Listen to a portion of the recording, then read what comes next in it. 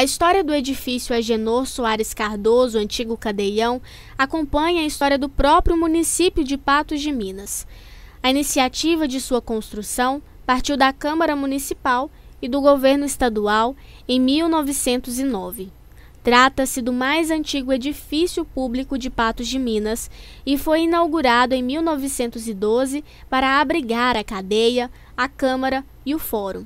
Seu tombamento ocorreu pelo Decreto Municipal de número 2049, de 14 de abril de 1998. O edifício foi inaugurado em 1912.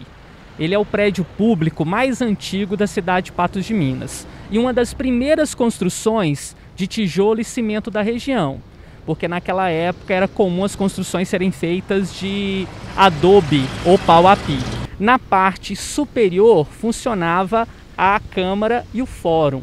Na parte inferior funcionava-se a cadeia. O processo de tombamento do bem, ele ocorreu em abril de 1998, né? Porque na realidade ele ajuda a contar um pouco sobre a história da própria formação do município. Atualmente o local permanece fechado e consumido pelo tempo, mas os projetos de restauração foram finalizados, incluindo a estrutura e outros detalhes que façam parte dessa restauração. Resta ainda a elaboração de planilha orçamentária para que os trabalhos possam ser iniciados. O prédio ele vai sofrer um processo de restauração completa, parte elétrica, hidráulica, pintura, telhados, né? Os projetos já estão prontos.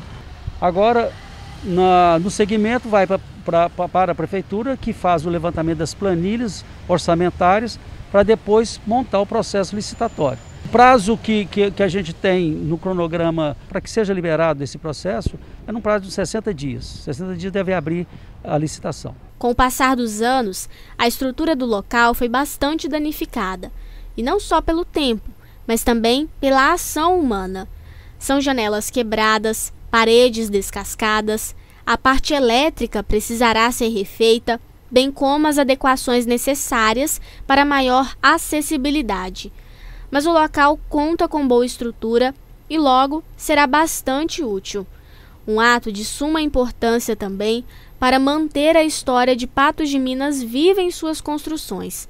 Aqui, feita a restauração, planeja-se ainda instalar o arquivo documental do município, que até então não tem sede própria.